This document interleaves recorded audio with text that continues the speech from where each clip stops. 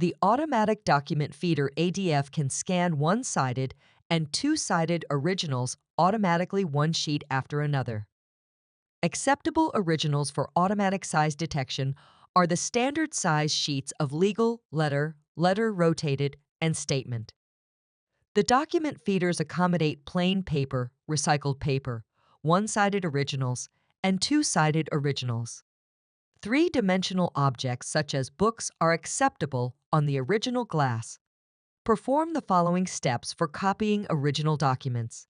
With a document placed in the document feeder, tap Copy on the home screen. Then specify the number of copies. Note, if you only need to make one copy, skip this step. If necessary, adjust the copy settings. For instance, Copy From and Copy To. There are additional copy settings on the left side of the touch panel, including pages per side, content, and paper setup. Program any of these features as desired, and then tap the green Copy button in the upper right-hand corner of the display.